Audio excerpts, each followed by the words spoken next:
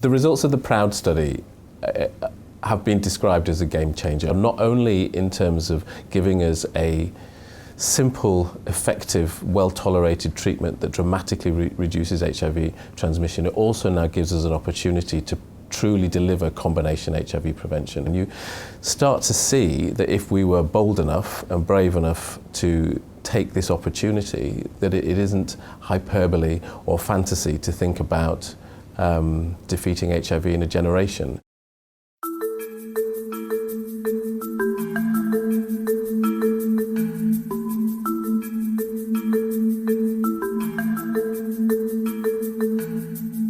High endemic transmission in gay men is happening in Britain, is happening in the other major Western European countries. We're looking therefore at the numbers of HIV-infected gay men requiring lifelong treatment inexorably increasing unless our combination prevention is strengthened further, which is where PrEP comes in.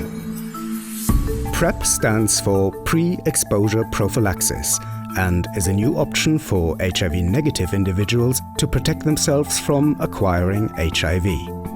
It currently requires taking 1 pill a day that combines 2 antiretroviral drugs, tenofovir and emtricitabine, in a single tablet with a trade name Truvada.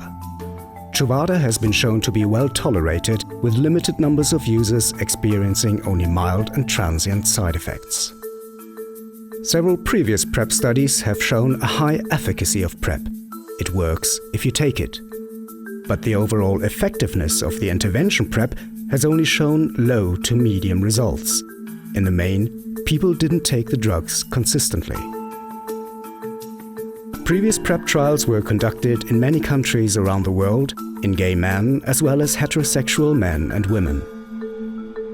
The PROUD study aimed to find out what would it look like in the UK, in the population there most affected by HIV, gay men. Now that they knew that PrEP works if you take it, would they take the drugs consistently? And would they stop using condoms altogether? How effective a public health intervention would PrEP be in the UK? So in order to answer that question, you have to have a situation where some men have PrEP and some men don't have PrEP, and they all know. They have to know they've got PrEP. So we had to create this artificially by randomising men to get PrEP or no PrEP. And we said to ourselves, well, if you got no PrEP, why would you come into a study? So we decided to design the study for 2 years, and in the first year, half the men would get PrEP and the other half would not get PrEP. And then in the second year of follow-up, all the men would have access to PrEP.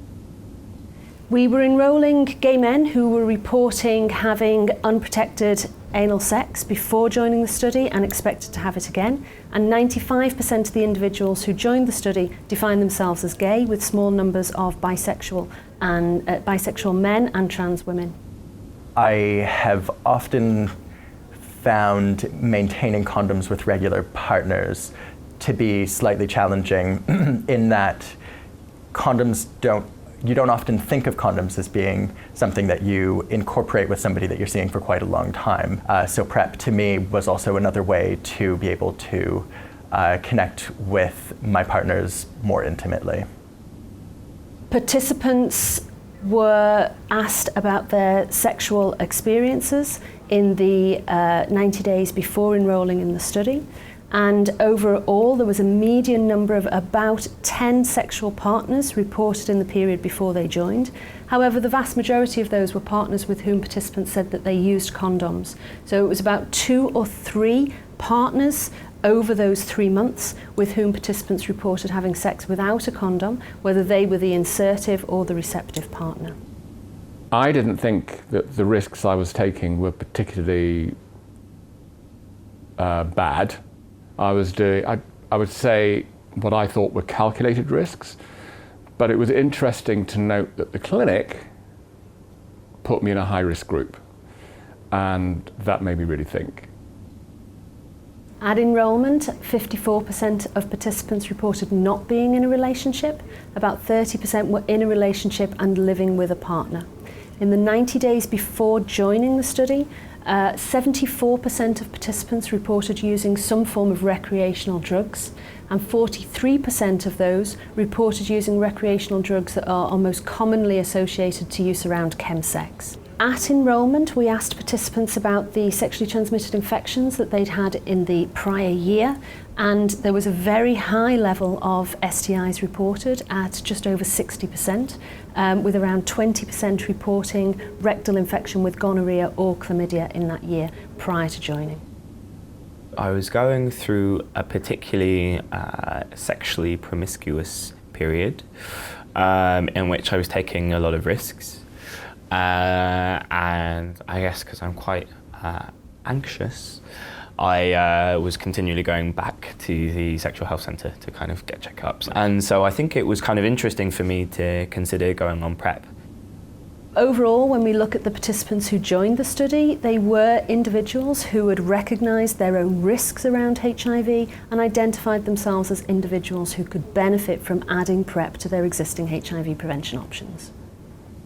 We all recognised the fact that we had recruited a cohort of men whose baseline characteristics suggested we would see a higher rate of HIV in the group. And at that point, our trial steering committee said we need an independent data monitoring committee who look at the HIV rate by PrEP or no PrEP. And they reviewed the data on more than one occasion. And when they looked at it in October, they said, look, actually what we're seeing here is two extraordinary things. We're seeing a very significant risk of HIV in those on no PrEP, and we're seeing a very high level of effectiveness in those on PrEP. The difference between the two groups, the people who were actively receiving PrEP compared to the people in the deferred arm, was becoming so significantly different that this wasn't a chance finding. It was something that was real. It wouldn't really be ethical to continue the deferred arm, because all you would see is you would put people at more risk for becoming positive when actually they had access to an intervention that would protect them from becoming positive. We met with the investigators and we drafted a response that recommended closing the study, that arm of the study. That recommendation went to our trial steering committee. They agreed with the recommendation, and then all of the clinicians who are responsible for the 13 clinics taking part said, yes, we must do this as quickly as we can. We're bringing everybody who still doesn't have PrEP back into the clinic and offering them PrEP. This phase of the PROUD study was only meant to be a pilot study to figure out the feasibility of a bigger trial, and not yet expected to be able to show effectiveness of PrEP. But actually, it did show effectiveness due to the unexpectedly high number of infections in the no PrEP or deferred arm, and the high levels of protection PrEP was able to provide in the immediate arm.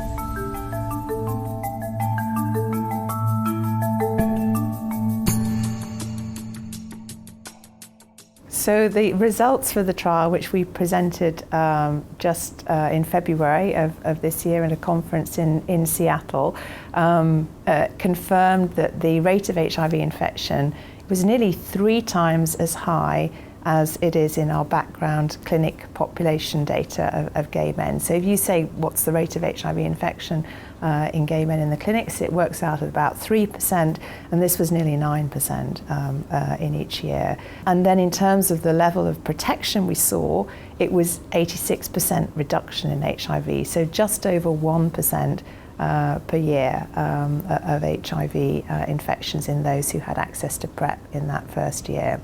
Now, it wasn't 100%. We did see 3 infections in the immediate group who had access to PrEP. In one of those, we have very strong reason to believe he actually was exposed to HIV the week before he started the trial. The other 2 individuals didn't attend for follow-up. One person not at all after his baseline prescription, so he took that away, and then he presented to another clinic 14 months later and was diagnosed with HIV. The circumstances suggest he was not taking his PrEP at the time he caught HIV. And then the third person did come back to clinic. They came back on 2 occasions, so they collected 3 prescriptions of PrEP, but then they stopped taking their PrEP and were admitted to a hospital 12 months later with a seroconversion illness, and told the hospital staff they weren't taking PrEP and hadn't been for months.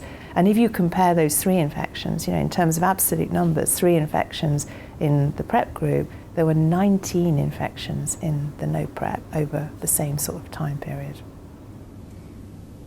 I think the results were fantastic, but because there is a difference between effectiveness and efficacy, they don't seem quite as fantastic as they really are.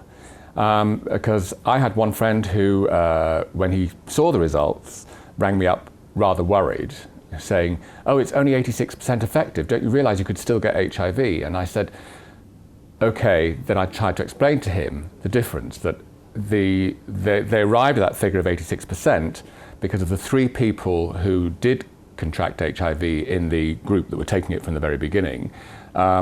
It was due to non-adherence, or one of them possibly having HIV before they started, and that was why. But in terms of efficacy, if you take the drug as prescribed, if you take it every day, then that figure is as close to 100% as we can possibly get.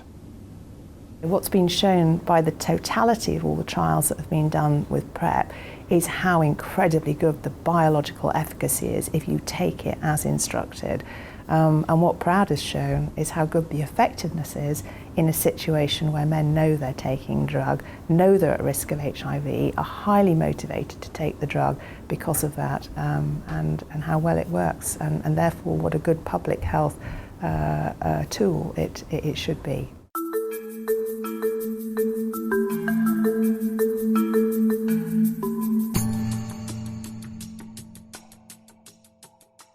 The other thing we were worried about was that maybe other sexually transmitted infections would increase. So this whole concept that gay men would throw away the condoms if they had a pill to reduce the risk of HIV, because really it was only the fear of HIV that was making people use condoms. So we thought, what about the other infections, syphilis, gonorrhea? These are, they're quite easy to treat, but they are a burden in terms of the number of visits to clinic, the use of antibiotics, the partner notification, etc.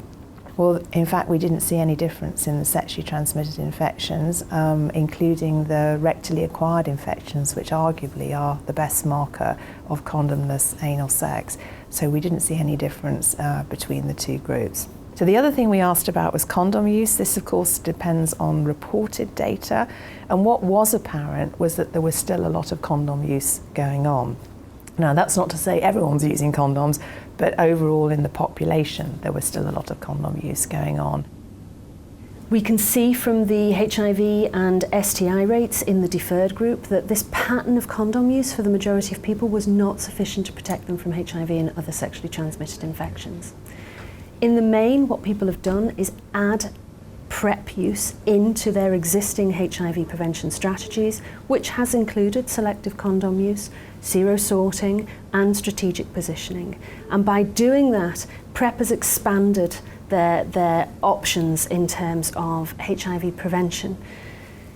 As such, PrEP has given people more protection against HIV whilst not impacting on their risks around STIs.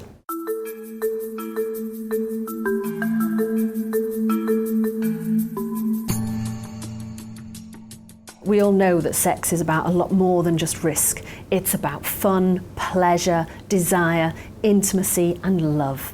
And the social science methods allow us to tap into all of those aspects. What it means for an individual to use PrEP and how people actually manage to incorporate PrEP into their lives. We're only halfway through conducting the interviews, and we've only just started doing some of the analysis of the data. However, there's already some really interesting findings coming out from those conversations. One of those is around the fact of the extent to which PrEP allows people to take control over their sexual lives, and people describe the ways in which they feel less anxiety about the sex that they're choosing to have, and a reduced level of fear, panic, and guilt after some of the sexual experiences that they have. So I think PrEP has had some pretty pretty major impacts on my life. For one, I'm much less anxious about sex than I was before. I find that I'm not nervous about sex in the way that I might have been, even if I used condoms before. I feel like I'm able to establish more intimate relationships in a more healthy and a more productive way. It was the removal of anxiety, and that is something I cannot quantify and which I cannot get across to people enough, to say that suddenly, after years and years and years, I've been around since before we had HIV. So I went through the beginnings of it, the fear, the terror. I practically gave up having sex altogether for several years. And then took on the safe sex message, the condoms. And after a while, started to slip a little bit in using them all the time because it just didn't feel as good. I remember what sex used to feel like. What I'm saying is that gradually it dawned on me that I didn't have HIV sitting on my shoulder every time I had sex, whispering in my ear, be careful, you could get HIV, you could get HIV. There's this level of concern that I've had previously post unprotected anal sex that I don't really have as much now. And even if I do have it, because I'm getting regular checks every 3 months, I'm kind of like, well, if I catch anything else, that will kind of be caught within this very structured framework. A second interesting finding that's coming out is this idea about HIV no longer being inevitable because of PrEP. So for many people, because of the sexual choices that they make, they've expected at some stage in their lives that HIV might be a reality for them. And actually PrEP is changing that future idea of their experiences and is shifting their idea that HIV doesn't have to be part of their future. Emotionally, there are huge benefits to being on PrEP if HIV transmission is something that you're very concerned about. I think that PrEP provides a really great opportunity to have an extra level of protection and some extra peace of mind. A third really interesting finding that's coming out is the extent to which individuals see PrEP as playing an important part in their lives at this moment in time. So very few people describe long-term issues around PrEP. In the main, PrEP is about being able to add something to their HIV prevention options during episodes of risk in their lives. And people see that as a real benefit for their current situations. After having been on PrEP, I've been a lot more confident, and I've been a lot more selective about my partners. I'm not sure if that's to do with PrEP or if that's just a phase I'm going through in life. But so I've actually been having a lot less risky behaviour, and so I'm questioning whether PrEP is right for me now, and whether it'll be right for me in the future. Or it's hard to map. It's not like I'm having bareback sex every week, and it's like sometimes several times in a week, sometimes not for half a year. So yeah. People are very clear that they understand their risks around both HIV and STIs. And while PrEP is an additional way for them to manage one, people understand their ongoing risks around sexually transmitted infections, and in the main are committed to trying to use condoms where they can. But the PrEP opens up new possibilities with certain partners in terms of the choices that they're making.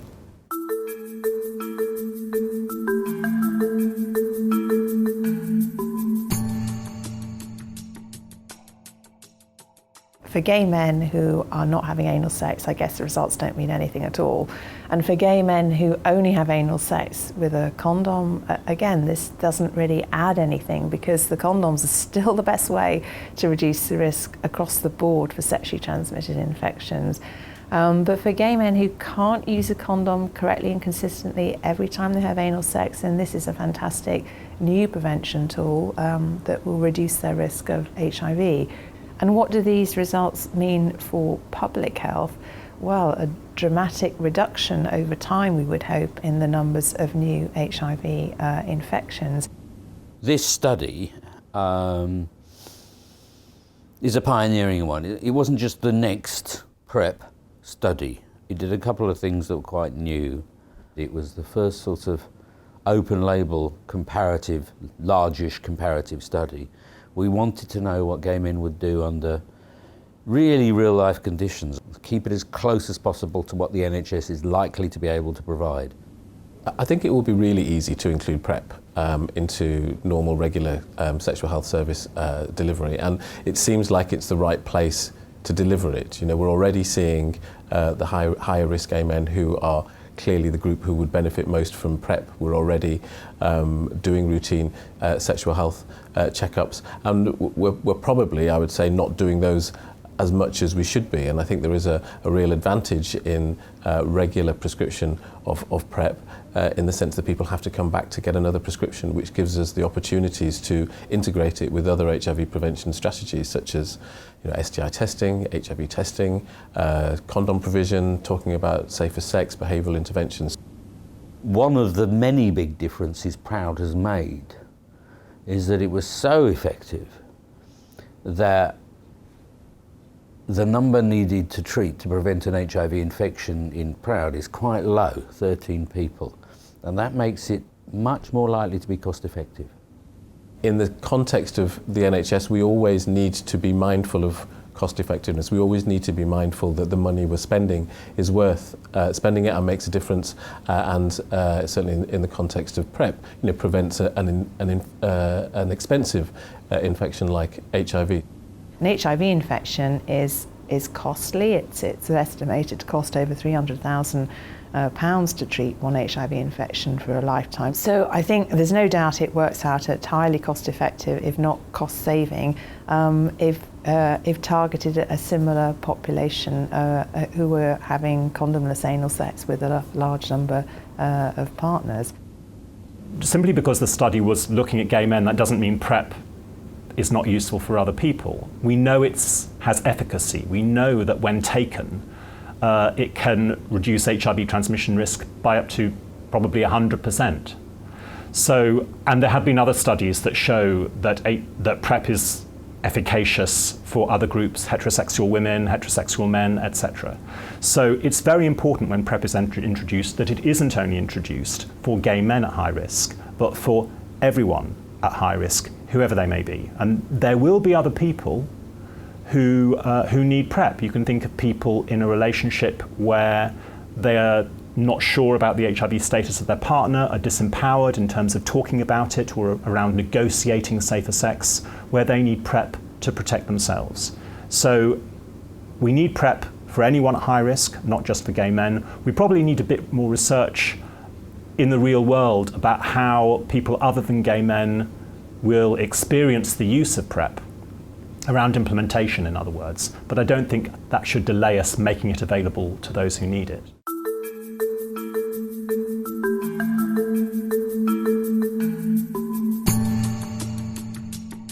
We've had the same basic menu of interventions for prevention for a very long time.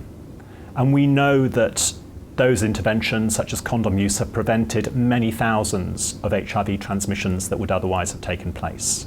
However much we promote condoms, there's a limit to how many HIV transmissions they will actually prevent. And we needed something new. So what's exciting about PrEP is it is new, and it meets a need which condoms are not meeting for certain individuals. For the past decade in Britain, we have been increasing the emphasis on regular HIV testing for gay men, but we now have enough suspicion that that of itself may not interrupt transmission and cause a decrease in incidence. If treatment as prevention was to have a major effect on transmission, it should have had an effect by now, and it clearly hasn't. So we need to introduce PrEP to actually start making some inroads into the significant high rate of HIV transmission that is still taking place. It's a really exciting option. Nobody goes out to decide to become HIV positive. It's not that people deliberately don't use condoms because they don't bother about HIV. It's because consistent condom use is really tough to do. You know, it's a new concept. I found that with PrEP, it's something that people learn about almost one person at a time. As a community, I think we need to be noisy. I think we need to keep being out there and talking about PrEP and contributing to wider debates about it. I think we should be going to our healthcare providers and asking for PrEP, even though we're not going to get it. I think that it's helpful if we go and say, I want PrEP, these are the reasons why.